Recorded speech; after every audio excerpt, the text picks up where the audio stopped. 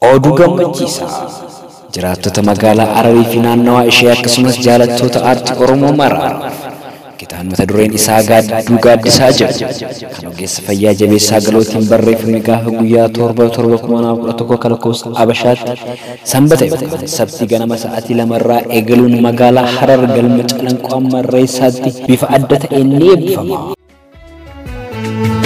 Bardin darbana eegi gadaatu kan milkiiti Bilbannu fura yoomuu irroon barana guutti Waliif galla kulleetoo wallabni nama miti Annan dhufana eegi irreecha baranaatti Saganticha hojiileen aartii garaa garaa ni dhiyaatu.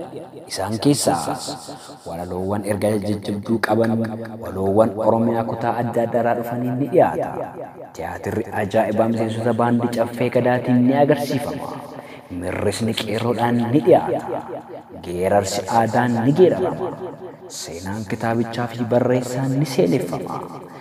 Akkasumas hayyoonni yuunivarsiitiilee qooda ni fudhatu.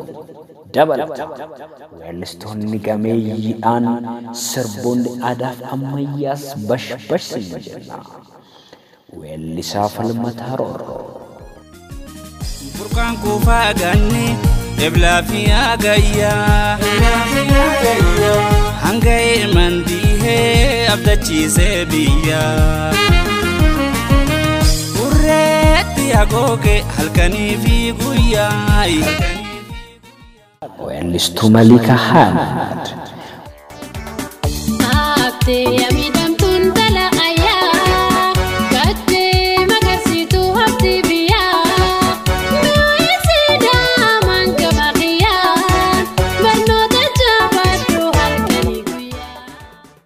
Weellisaa Diinesh Hamad.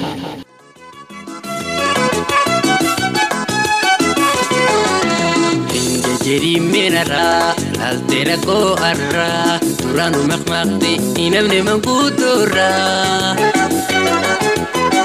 sanjidadu nibana geza Weellistuu Salaam Alamaayyoo fi kanneen biroos.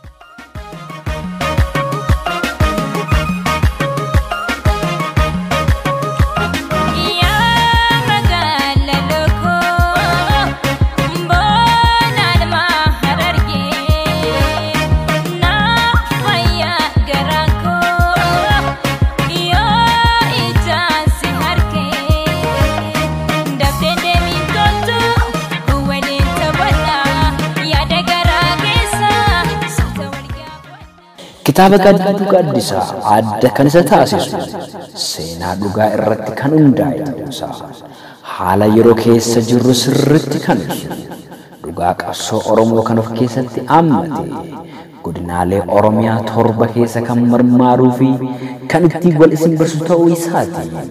Kanaaf sagantaan kana fakkaatu akkasiin hin dabarre jechaa aartii keenya waliin taanee waltumsuun lagaa cisnu dhaamsa keenya.